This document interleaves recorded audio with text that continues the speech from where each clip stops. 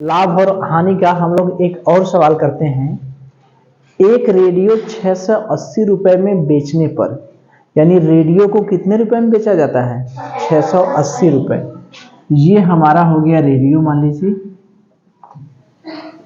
इस रेडियो को बेचा जाता है कितने में? 680 रुपए।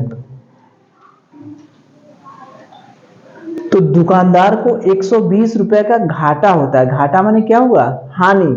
यही हुआ ना? ये बेचा जाता है, इसका मतलब ये हमें कौन सा मूल्य दिया है? क्रय मूल्य या विक्रय मूल्य? विक्रय मूल्य। तो ये हो गया हमारा विक्रय मूल्य। यानी रेडियो को 680 रुपए में जब हम बेचते हैं तो 120 रुपए का घाटा होता है। तो जो 120 रुपए है वो क्या है? घाटा। घाटा मतलब लाभ की हानि। क्या है? हानि।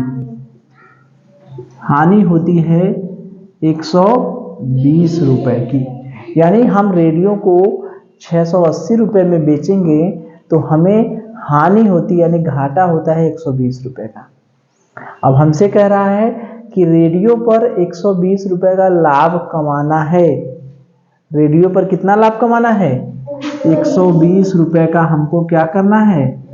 लाभ कमाना है। तो उस रेडियो को कितने रुपए में बेचने चाहिए? तो हमसे पूछ क्या रहा है? विक्रय मूल्य।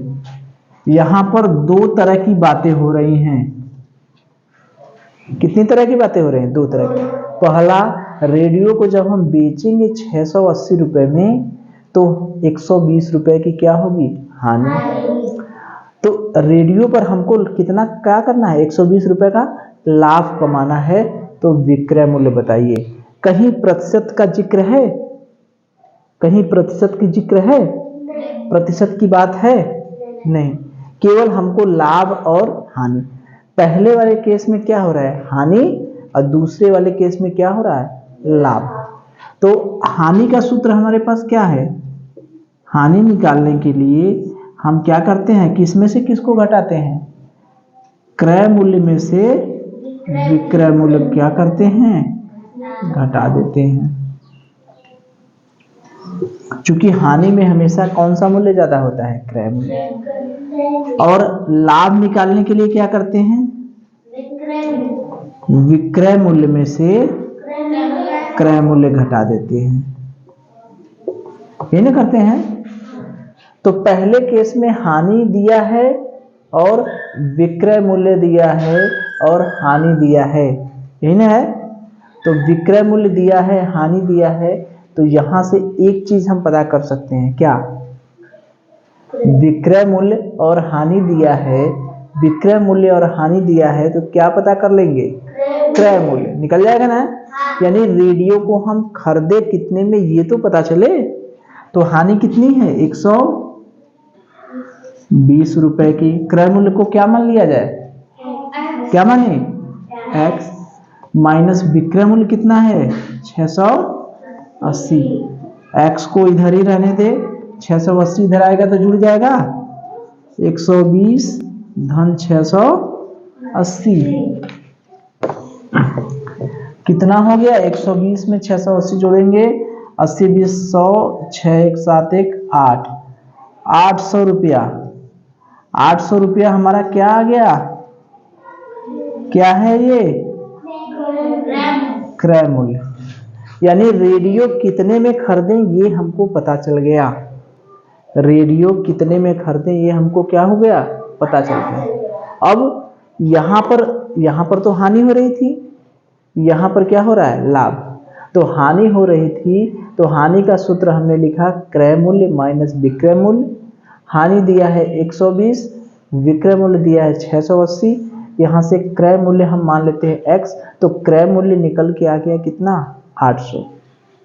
तो क्रय मूल्य जब हमको पता है तो यहां पर दोबारा क्या कह रहा है? लाभ कमाना है। हमसे क्या पूछ रहा है? विक्रय मूल्य। तो लाभ का क्या सूत्र होता है? लाभ का सूत्र क्या होता है? विक्रय मूल्य में से क्या घटाते हैं? क्रय मूल्य। तो अगर हमको लाभ दिया है क्रय मूल्य पता है, क्रय मूल्य पता चल गया ना हमको, कितना है क्रय मूल्य 800, तो विक्रय मूल्य नहीं निकाल लेंगे। लाभ कितना है, कितना लाभ कमाना चाहता है 120, कितने में बेचेगा हमको यही पूछ रहा है, क्या मान ले जो बेचेंगे x, माइनस क्रय मूल्य क्या माना, क्या है, कितने में रेडियो खरीदा 800 में, 800, तो x पक्षांतर करेंगे 120 धन 800, यानी कितना हो गया 920। ये 920 हमारा x क्या है, क्रय मूल्य है कि विक्रय मूल्य, विक्रय मूल्य हमारा क्या आ गया 920, यही हमारा क्या हो गया, कोई आंसर है चौथा। ठीक है, तो प्रश्न क्या था, एक रेडियो को 680 रुपए में बेचने पर, यानी रेडियो का हमको क्या दिया है विक्रय मूल्य, दुकानदार को कितने का घाटा होता है 120 रुपए का, यानी हानि कितनी होती है 120 रुपए की।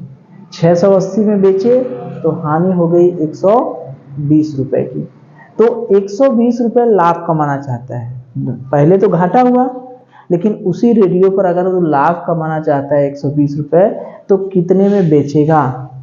पहले वाले केस में क्या हो रही है हानि, दूसरे वाले केस में क्या हो रहा है लाभ, तो हानि का सूत्र क्या होता है क्रय मूल्य माइनस विक्रय मूल्य। हमें हानि पता है, विक्रय मूल्य पता है, तो यहाँ से क्रय मूल्य नहीं पता है, x मान के हमने निकाल लिया, तो क्रय मूल्य कितना आ गया 800।